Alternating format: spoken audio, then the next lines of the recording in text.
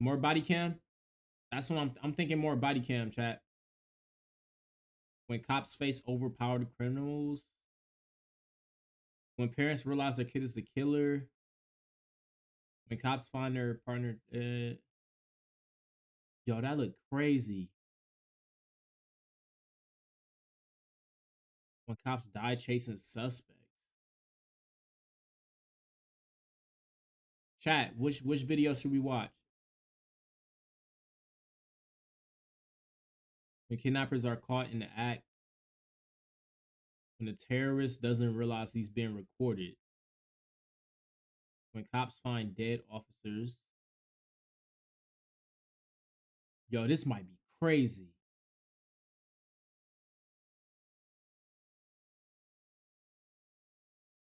Cops are saved by their parents. When cops realize their partner is the killer. When cops find dead officers. Let's go. So you're the one who called?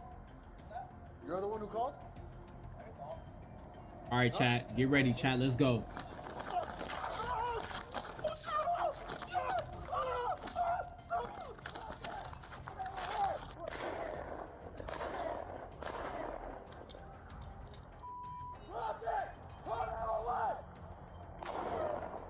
Hey, where are you bleeding? Stay with me. Stay with me. Stay with me. He's stabbed in the neck, really bad. Where's the radio? Where's the radio? Right here, right here. Okay. Officer down, officer down. These are in Your YouTube quiet. Okay, there we go. instances when cops can't save their partners, starting with the officer who couldn't be saved after walking into a deadly ambush attack.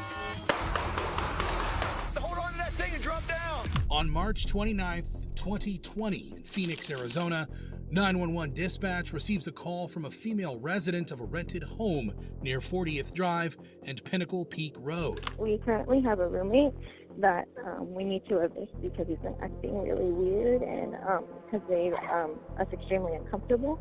And we wanted to do it today, but he disclosed to us that he has a gun, and I don't know if this is going to be a safe, something safe for us to do. She says that her 22-year-old roommate, Jacob McIlveen, has been acting strangely for weeks and refuses to leave the residence and is now claiming to have a gun. Two officers are called to the scene and arrive a short 5 minutes later. After the roommates let them into the apartment, they carefully approach Jacob's bedroom door. Jacob?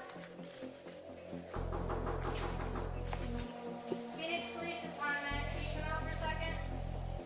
It takes the officers 20 minutes, but they eventually talk to Greg into opening the door. You okay? You mind if I see your other hand? You okay? You okay, man? I feel like all of you are We're not, We're man. not. We're actually here to try and help. You have rights as a tenant, and so does the owner of the house. So we're just here to make sure that nobody fights with anybody, and that you leave and you're on your way, and that we're out of here. That's all. Okay? Wait, didn't I say he has a gun?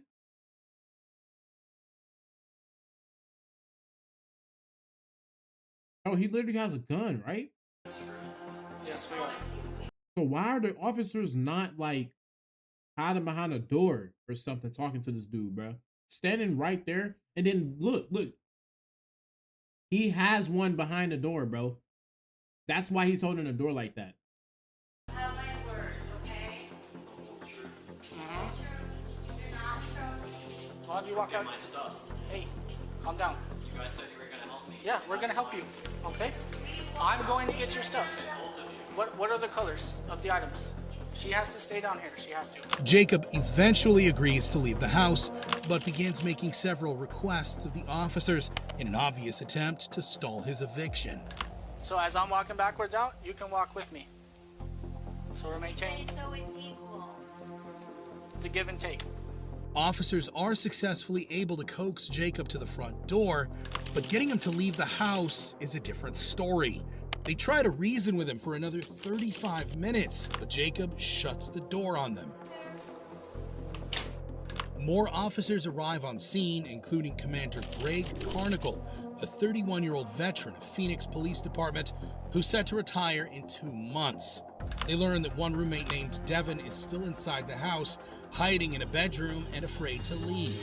Concerned for Devin's safety, Commander Carnicle decides to enter the home with keys Devin threw down from the bedroom window. Jacob has now gone back upstairs and is now requesting to speak to the boss. Yeah.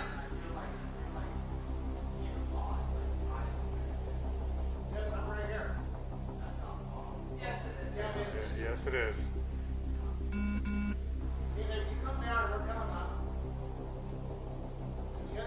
Why are you requesting to speak to the boss? What is that gonna do? Buddy, like, just get up and leave the house, dog. Like, why are you still there? The other person on this is Devin. You gotta get up to Devin as well. No, Devin's in his room. Yeah. So you come down or not? It's a yes or no? Jacob continues to refuse to come downstairs, but with Devin's life in danger, Commander Carnicle bravely begins to advance the officers' positions.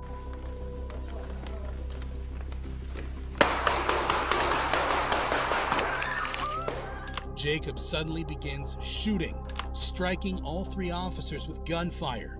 More officers immediately enter the home to return fire, but Jacob has retreated into a bedroom. LT. Yeah. LT. Mater down.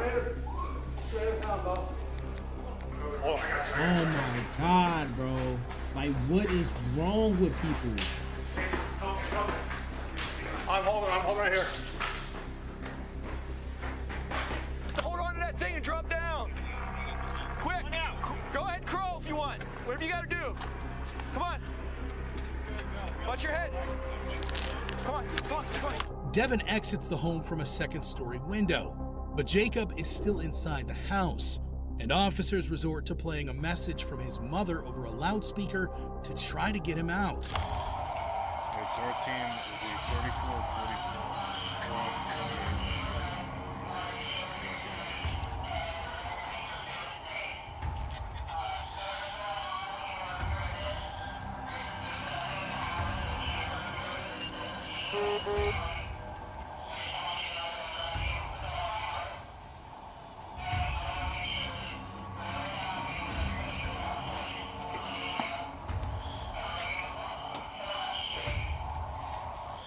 But the messages fail to convince Jacob to leave.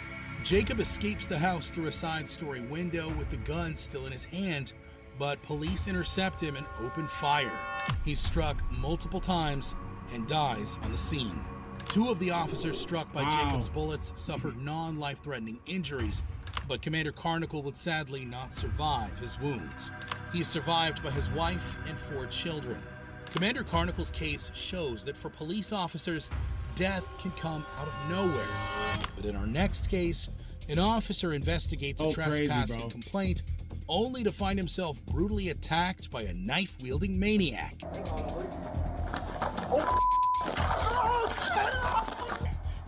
Stay with me. Stay with me, stay with me.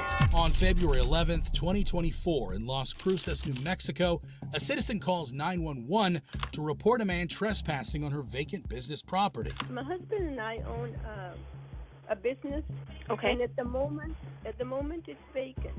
Okay. But we've been having a lot of trouble with homeless people. But now, yesterday, my husband told the guy that he could not stay there. You know, he's trying to right there by the door. And so he left, and we're not there right now, but a friend of ours that just passed by says that he's back. Officer Jonah Hernandez responds to the scene and immediately makes contact with 29-year-old suspect Armando Silva. How's it going, boss?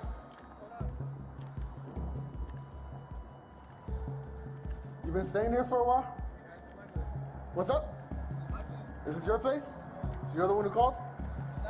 You're the one who called? I didn't call. Huh? I didn't call. As Officer Hernandez approaches, Armando suddenly pulls a large knife.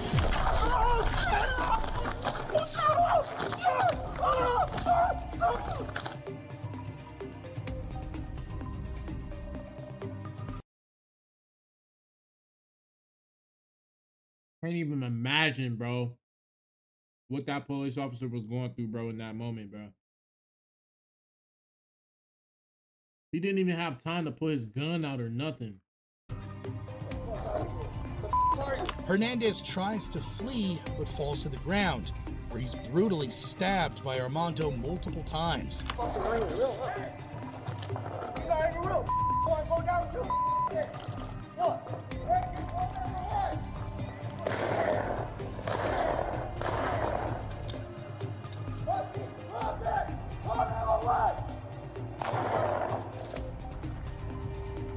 Armando attempts to flee the scene, but is immediately confronted by a good Samaritan with a gun, Isaiah Astorga, who quickly neutralizes the threat with 4 lethal shots.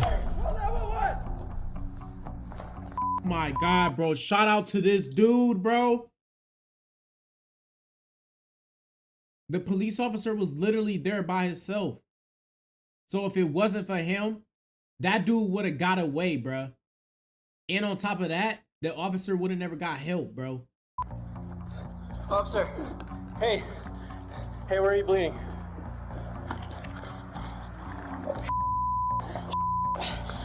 As Isaiah attempts to render aid, his girlfriend calls 911. This guy was beating up this cop and we drove by. So my boyfriend, 335 Valley.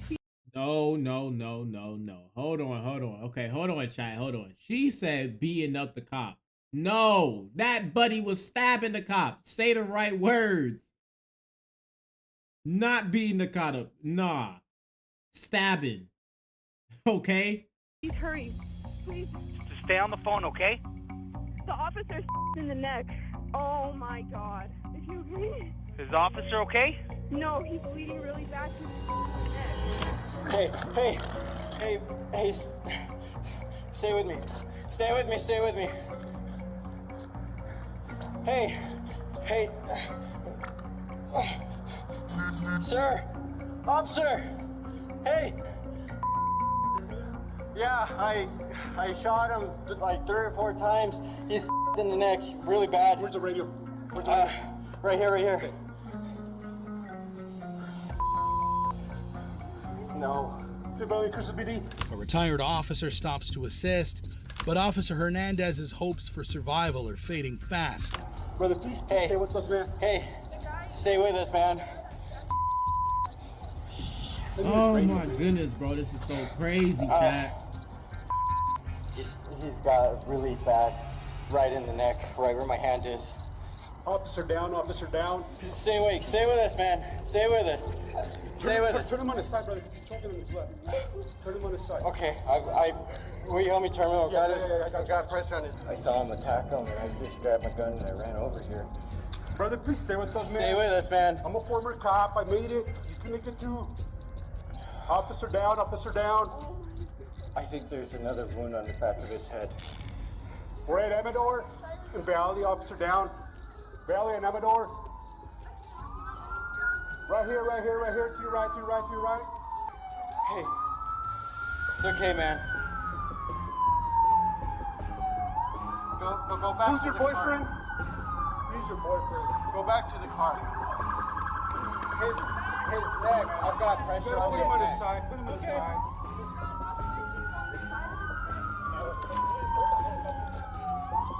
Backup arrives, but Officer Hernandez dies shortly after. He leaves behind a wife and 2 sons. After reviewing the facts of the case, the DA's office declined to pursue any charges against Isaiah. While cops rarely face situations so extreme, they encounter mentally ill members of the public every day.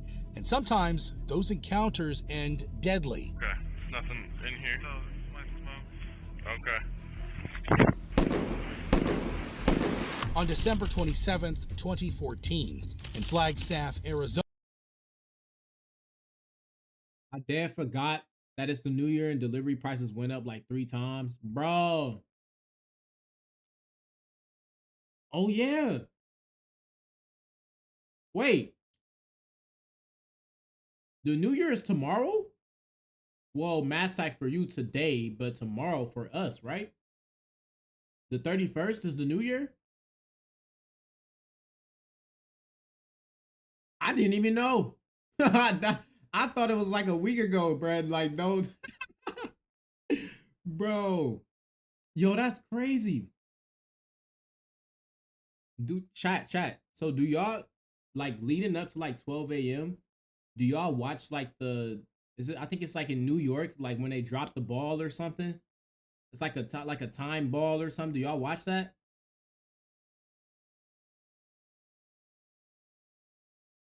Hey, I'm not doing no celebration for New Year's, but I can celebrate with y'all, I guess, bro. I can celebrate with y'all. I could do like a little celebration. You feel me? You know what? I got literally a bottle too, bro. Like I can't show it on camera. I won't show it because, but you feel me? You feel me? You feel me? You feel me? WW. I didn't even know that, bro. That's so crazy. Rookie officer Tyler Stewart is responding to a domestic violence call at a residential home. When he brings 28-year-old suspect Robert W. Smith outside, it becomes immediately clear that the man is mentally disturbed. But the rookie cop makes a fatal error. He doesn't immediately tell Robert to take his hand out of his pockets. All right, I'll follow you. All right. Don't have any weapons in your pockets or anything like that? Okay. Not let me eat days. Okay. How bad is the pain? On a scale of 1 to 10, like a 12. Like a 12? It shoots up to here. Okay. And she's showing me like a little bookshelf. The polish. Bottle of what? Wine. I got a bottle of wine. W. I don't be drinking no crazy stuff. Like, I don't drink none of the hen. I don't drink none of well, I had it before, but I don't drink none of that. I don't like anything that like makes me act like out of my body, bro. I just like things that like simmer me down and relax me. So I be drinking wine most of the time. Wine is like the best thing that I found that like relaxes me the most. You didn't state how the polish got that way. She said the pumpkin got knocked over, or the handle got ripped off, or whatever, the stem. WW. Oh, the pumpkin. Well, the pumpkin, the dog grabs the pumpkin. So the reason we always keep the pumpkin out of the dog, she always wants to play and eat the pumpkin. We've had it for a long time in the house. It's like survived. Dog was around when this all happened? Yeah, freaking out. Okay. Did the dog knock anything over or break anything that you know? Not that I know of. And then all my stuff I threw in the bags. And then I went down. There's 2 sets of stairs in the apartment. I went down one, and it was parked on the other. Well, that sound was so loud. I got 2 bottles of Jared Mister. Yo, W, bro. Hey, I'll pour it up with you, dog. We have a cup. For sure, bro. We'll pour it up, bro, for sure. I'm gonna celebrate with my friends and all. Then I can pull up midstream. Okay, bet, bro. Yeah, tomorrow. I'm not sure if we're gonna be able to finish the game tonight. And we'll see. But if we don't finish the game tonight, then we'll finish it tomorrow for sure. Okay. For her, and then in the meantime, I mean, I can hear her. I'll pour some water. Like crazy, you know? That's funny. Okay. Because she's not supposed to bark in the apartment complex. It's like a quiet complex, you know? Yeah. So, Okay. like, You mind if I just pat down your pockets real quick? You don't have anything in here? no. Okay. There's nothing in here? No, this is my smoke. Okay. As Officer Stewart attempts to search Robert's left pocket, Robert pulls a .22 caliber handgun out of the right and fires point blank at Stewart 6 times. 9 seconds later, Robert life. Officer Stewart was pronounced dead on the scene. He was 24 years old. Stewart was not just an officer, but also a son, boyfriend, and a best friend. So crazy, bro. It's so crazy that I've realized too, like, after watching these videos, bro, not just that you have to like watch your surroundings with like random people, especially homeless people and stuff like that, but bro, people can really be out of it, dog. Like literally out of it, like thinking that they're in a video game. Like that's so crazy, bro. Like, what is the point in doing things like that? I don't get it. All the makings for a hero. That officer's murder was brutal, and that's never more true than in our next case. Kyle, back up. No. Back off just a touch. He's losing more parts in his trailer. He hit my patrol vehicle. On August 14th, 2021, Kalamazoo County, Michigan deputies are responding to an unrelated call at a Shell gas station when they spot 35-year-old Kyle Gojdosik, who was wanted after an earlier pursuit by Portage police. Can you hang on 1 second? I just do. Yep, I get you 1 second.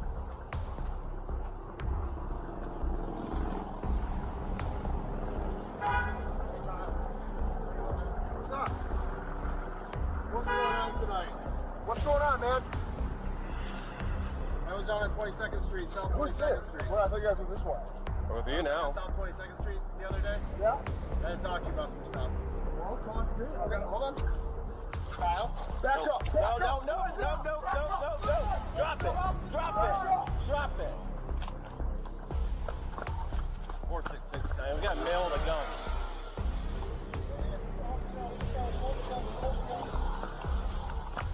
Ain't no way. Hold on, chat. Hold on. I have to assess the situation. Okay, hold on. Did y'all just see that car pull off? Right? Y'all seen that, right? Y'all seen that? Bro, ain't no way that person in that car, the cop ran behind the car as cut for cover, and the person sped off. Like, what? What? Okay, hold on. Because, like, I get the panicking of the driver, like the person in the car, they probably was panicking, right? So they sped off. They don't want to get shot. Okay, I get it. But you just took the only cover away from the officer.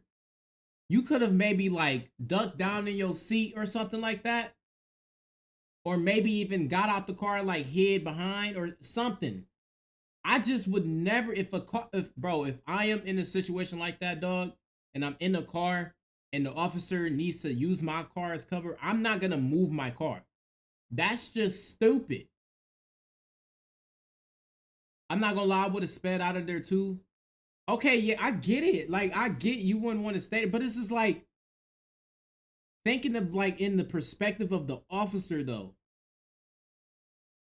Like, where's he gonna hide at? Now he gonna get hit. That's that. I don't know. Maybe it's a certain way you gotta like. I don't know. I can't. I don't know what I would do, but I know for a fact that I wouldn't want to like take away the only cover away from the officer. That's the only thing though. Yep. 466 County. Sorry, suspect from South County, Black and Condo Line, Colorado, plate full in a trailer.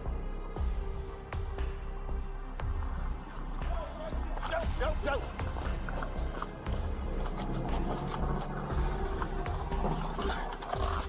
Going south on 35th. After pulling a gun on the officers, Kyle gets back inside his van and flees the scene. The Black Condo Line van with a Colorado 28 pulling a boat that's on a trailer. He is in possession of a black handgun. He pulled it from his waistband and pointed it at us. Gonna back off just a touch. He's losing more parts in his trailer. He hit my patrol vehicle. 39-year-old Deputy Ryan Proxmire's vehicle is first in the pursuit, which begins to sustain damage by what he believes is debris falling from the van and boat. But it turns out to be something much more dangerous. The person was shooting at the officer from out the car. Bro, this is not GTA, bro. This is not Saints Row. This is not GTA. Bullets from Kyle's gun. The audio from the deputy's vehicle suddenly cuts as he slows to a stop. Believing his vehicle has become disabled, his fellow deputies continue the pursuit, but little do they know that their brother in arms has been shot in the head by the fleeing suspect's gun.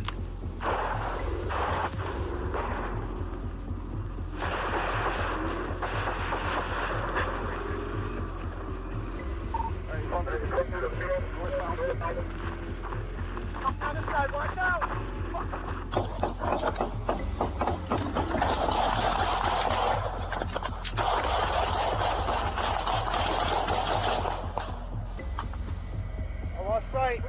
All right, I got you. I got eyes. Show me your hands! Show me your hands! Show me your hands! He's on the ground, facing us. Fucking move, dude! Don't move! The chase soon ends, and Kyle is fatally shot after a gun battle with deputies. County 3466 status. I need somebody to check on 466. MN in 38. Got a caller on the line. Says, slumped over the wheel. Whereabouts 138? Thought I know y'all heard that, bro. The officer that was first chasing the dude got hit. He got hit in the head, bro. Let us out! But Deputy Proxmire isn't answering his calls, and when a citizen reports seeing him slumped over in his vehicle, his fellow officers now return to the scene to investigate. So crazy, bro.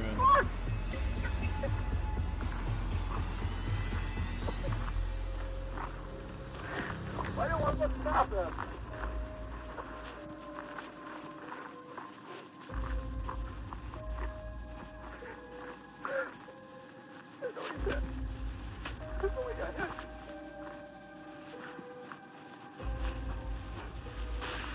Deputies arrive at Proxmire's vehicle 27 minutes after his vehicle went off the road and find him severely injured. Another officer takes him to a nearby hospital where he dies the next day. Without Ryan, we would not be the people that are standing up here before you today. We can only hope one day to become half the deputy Ryan was. Deputy Proxmire is survived by his wife and 4 children and was posthumously promoted to the rank of sergeant by the Kalamazoo County Sheriff's Office. Deputy Proxmire had seriously bad luck, but the deputy in our next case was simply massacred. I just got things. Oh wait, chat, we already seen this one. I've been shot. I need your help. We already seen this one. 3:35. I think I'm about to go unconscious. On February 8th, 2024, in Maryville, Tennessee, Deputy Shelby Eggers performed a traffic stop on an SUV. The car was stopped for erratic driving, but when Eggers approached the vehicle, she'd find suspect Kenneth DeHart, whose unwillingness to comply would soon. So what I'm gonna do? Suspect, and after a 5-day manhunt, My foot! Oh, we didn't see this. We didn't see this. After a 5-day manhunt, Kenneth DeHart was finally arrested 20 miles from where the crime was committed. Get in there!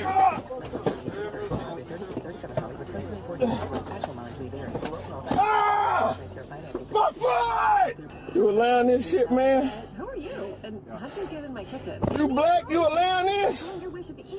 You allowing this, man? You just shot at an officer. What are you talking about? What does that have to do with getting this People be so dumb, bro. You can't understand how be so dumb. Today, to tell you, at 3:22 today, we arrested the man that murdered my deputy.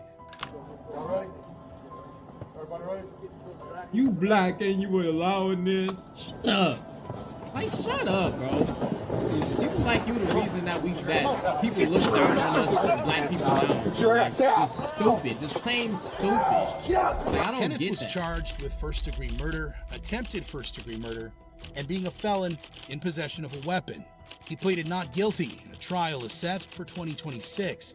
State prosecutors have announced they will pursue the death penalty against him if found guilty. Kenneth's girlfriend, Carrie Matthews, and brother Marcus DeHart were also indicted for aiding him in his escape. This case was brutal. But what happens when police try to serve an arrest warrant and find themselves in a gunfight? Dion, it's Houston Police. Let's do this thing.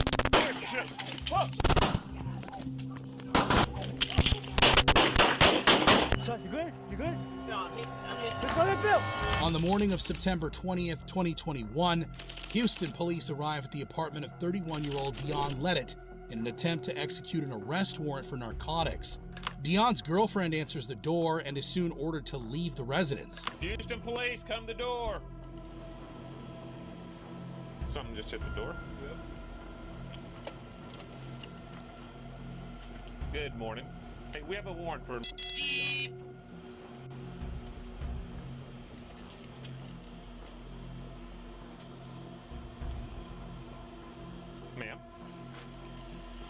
Where's Dion?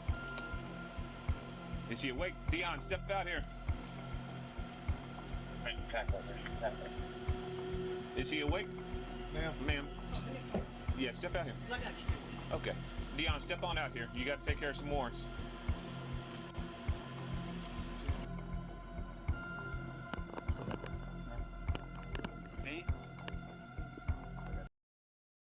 How good is the tactic of playing dead in a shootout? Yeah, I ain't gonna lie, that is kind of risky. It's kind of risky because this is the thing. It depends. Okay. There are certain circumstances where that could be like the only option you got. Like, think about this. Think about like a mass shooter in the crowd, right? He's shooting at a crowd. The best, and like, let's say you can't run away behind cover.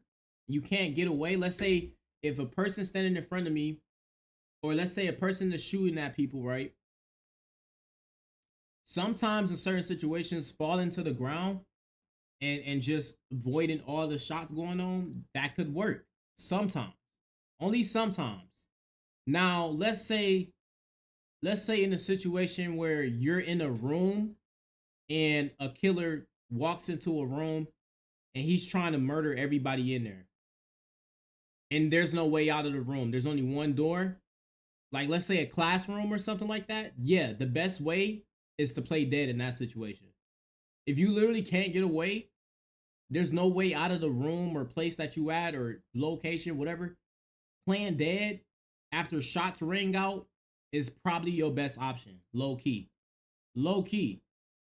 It just depends on the situation. Now, if I can see myself like running and getting away from the situation, that's always going to be better than just stand anywhere. You know what I'm saying?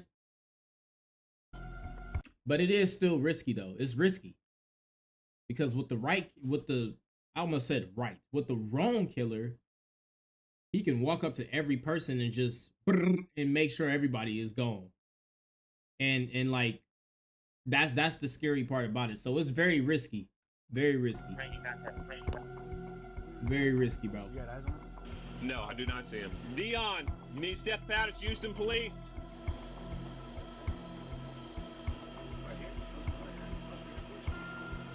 Is he behind the door? Dion.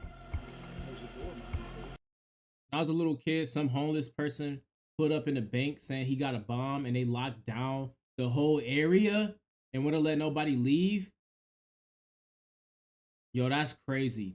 Yo, you want to know what's so crazy? Something similar of a situation like that I've been in, like, not even that long ago, bro. I would say when I was in high school, my senior year in high school, bro, which is like only what? It was like 3 years ago, 2 years ago or something like that.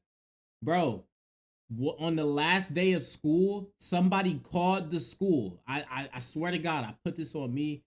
Bro, somebody called the school and said that they had a bomb in the school. Like, I swear to God. And bro, everybody that was like going to the school that day, on the last day of school, we all like had to evacuate the building, and everybody had to like basically run all the way on the football field, bro. And like everybody had to like get up and leave. It's crazy, dog. It was crazy. Somebody called the school, bro, and said that they had a bomb in the school. Just randomly called. And you want to know what's so crazy? It was probably some dumb little boy that didn't want to go to school on the last day of school. So buddy like, oh, let me think of this idea. So they called schools out. Stupid dude called the school and said he had a bomb. Like, bro, that's so stupid. We had a group that kept calling our school saying that they had a bomb too. Like, what is up with that? Why do people do that? And you already know it's a group of kids that like get together and they be like, let's see how we can keep school from happening today. Or let's like make it to where people call out for school and when we don't got to go to school no more. Bro, that is the dumbest decision you can do. That's just so stupid, bro. That's so stupid. They let us out of class early for a whole month. Hey, bro. I mean, hey, at least you got that W out of it, bro. Getting out of class early. Ha, that's a W. Ha. That's crazy though, bro. That's so crazy. So crazy, dog. Officers order Dion to come out, but instead he opens fire. Dion, it's Houston Police. Let's do this thing. Whoa.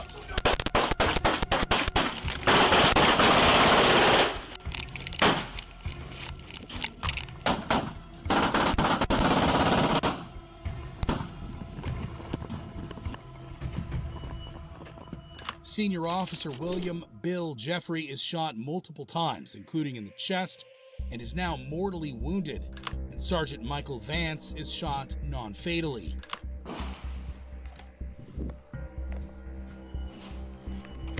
Like, what is up with people, bro?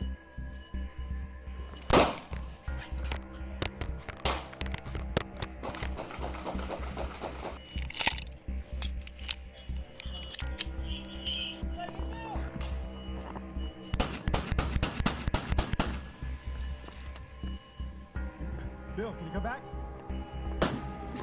You good? You good? No, I'm hit. Let's go get Bill. Somebody get Bill.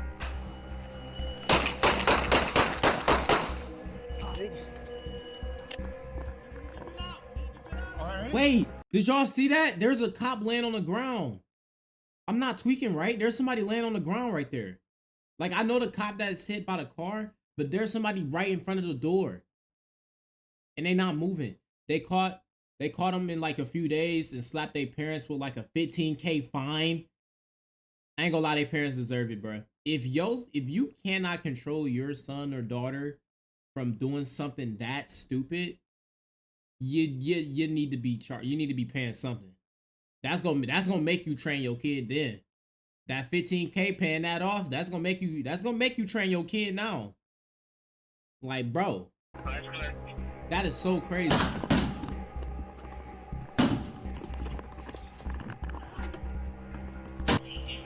Get some cover. Get some cover. Hey, we need to get Bill out. We need to get Bill out of there. We need to get Bill out.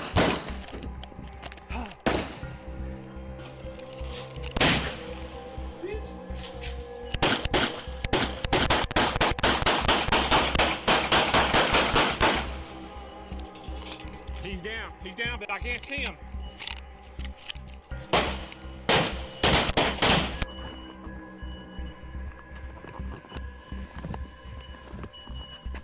Bill. Dion is fatally shot by police, and 31-year veteran Officer Jeffrey would sadly die from his injuries. That's 31 years Wow, bro. of putting the people of Houston before himself. Cops put That the happened in suspect Houston, down fast, Texas? but what happens when they find themselves ambushed and outgunned? They're coming. They're shooting. You good? On December 12th, 2022, just outside of Queensland, Australia, 4 constables arrive at 46-year-old Gareth Train's rural property to arrest his older brother Nathaniel on weapons charges. In 2020, the unemployed Gareth became radicalized by an online conspiracy theorist known as Geronimo's Bones, and after being convinced the world was ending, soon dragged his brother Nathaniel and wife Stacy down the rabbit hole with him. This is why you do not listen to people who just talk about BS all day. Those are the people who are going to drive you insane, bro.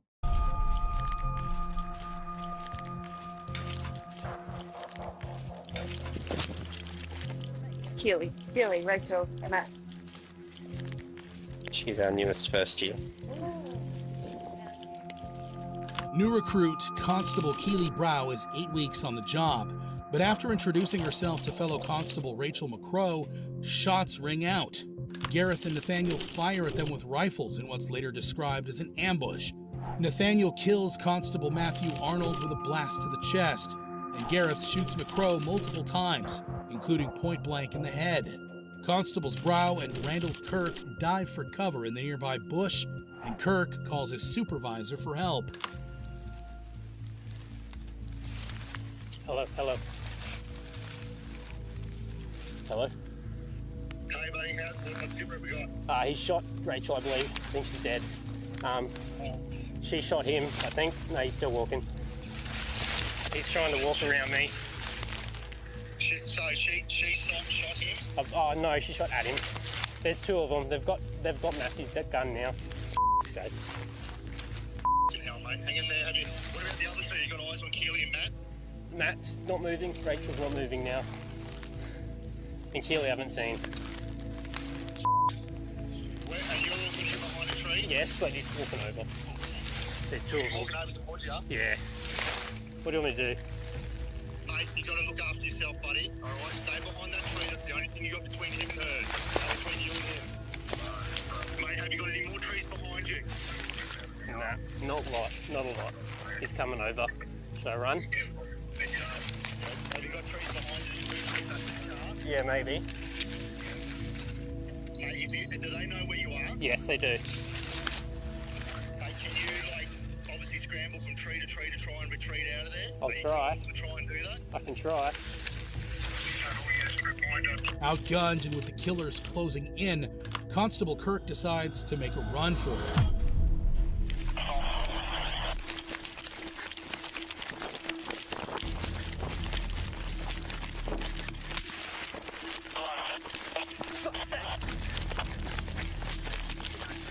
Get away. Come on. Go.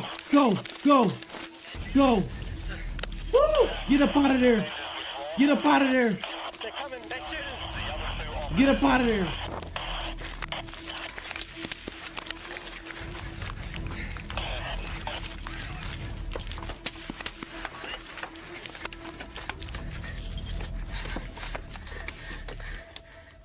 Go, go, go, go, go. Duck down, bro. Duck down.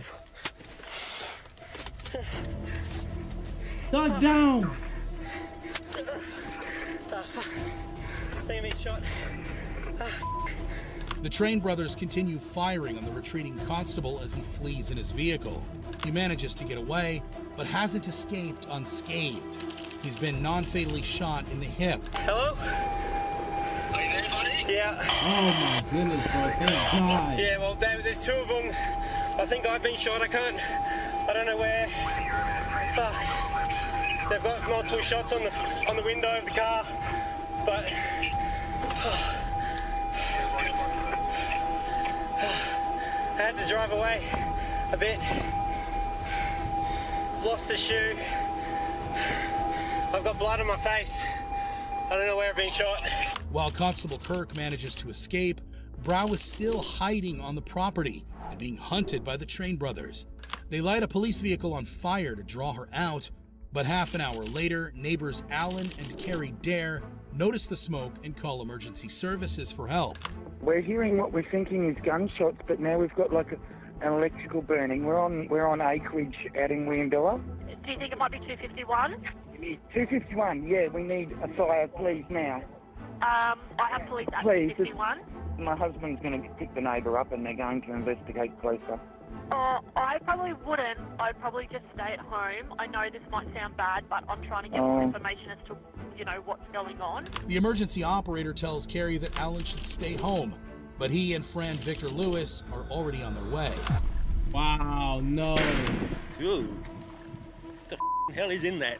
Alan films the scene as they get closer, but as he begins to hear gunshots, he has no idea that the next one will be for him.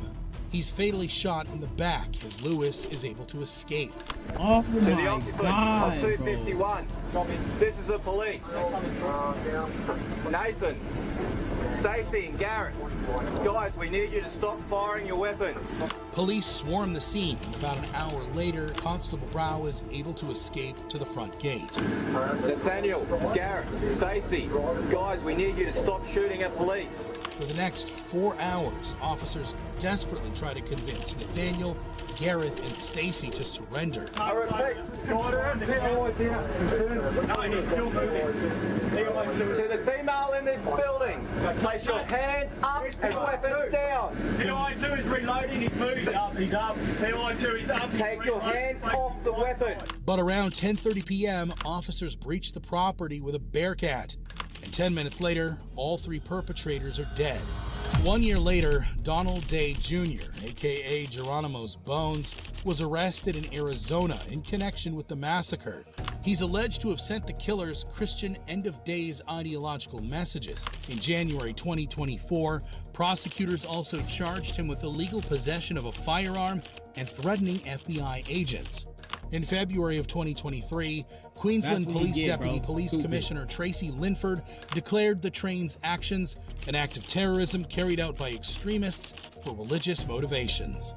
As insane as that was, in our next video, officers perform a welfare check, only for it to go terribly wrong.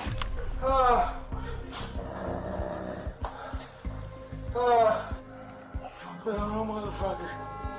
In the early morning hours of May 11th, 2023, in Borgett, Ontario, a resident calls 911 to report that they heard a gunshot next door, and they fear that their 39-year-old neighbor, Alan Bellafui, may have life.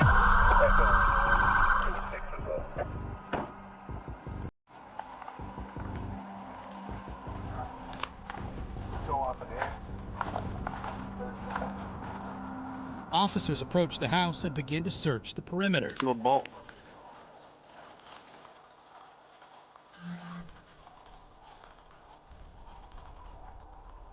I just gotta go to that front door. Just gonna get check first.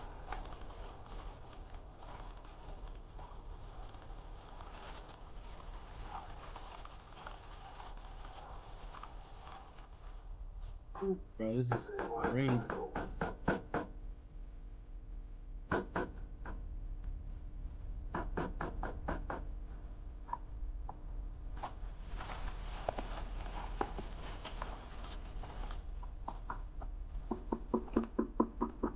Officers attempt to make contact with Alan, but crucially fail to identify themselves as police. And despite knocking multiple times, they receive no answer.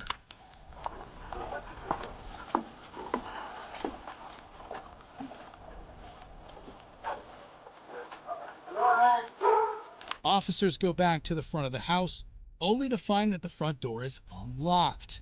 But when Constable Lazan and Sergeant Mueller enter and finally identify themselves, Alan fires 9 semi-automatic rifle rounds blindly through the walls of his bedroom.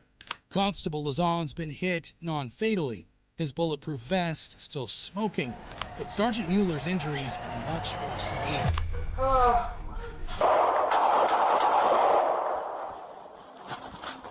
Ain't no way. Injured constables Lazan. Ain't no way he just took the camera off the officer and like showed the officer and finished him off.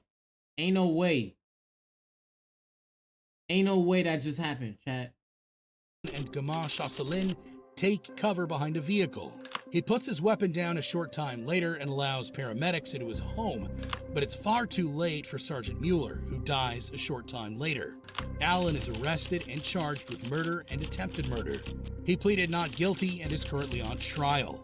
Some officers are taken by surprise by suspects with guns, but in our last video, an officer stops a car for speeding, only to find himself in a life-or-death shootout.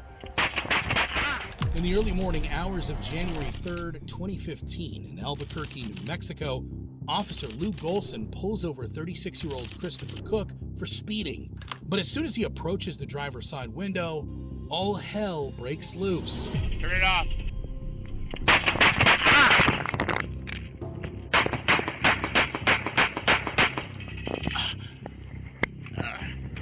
Christopher pulls a gun and fires 5 rounds, 4 of which slam into Officer Golson's stomach and leg. He falls backwards, breaking his right wrist as he unloads his weapon onto the SUV. But the suspect escapes on foot, and with one hand now useless, he's unable to reload. WMA, blue jacket, running northbound San Mateo with a blue hat, blue jeans. Officer Golson calls in a description of the suspect and waits for backup to arrive.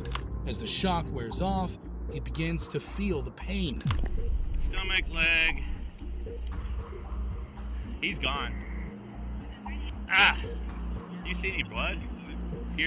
Man, this dude is a warrior, bruh. He talking normal and he just got, well, it's the shock. I just realized that.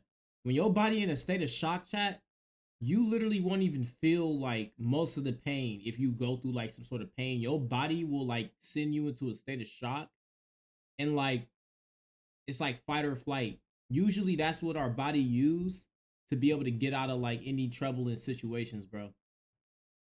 W body, bro. That's so crazy. Christopher Cook was arrested a short time later and pled guilty to car theft, shooting from a vehicle, and aggravated battery on a peace officer. He was sentenced to 17 years in prison. After 3 weeks in the hospital and 2 surgeries, Officer Golson made a full recovery. This case was brutal. But what about when they're caught off guard by an oncoming train?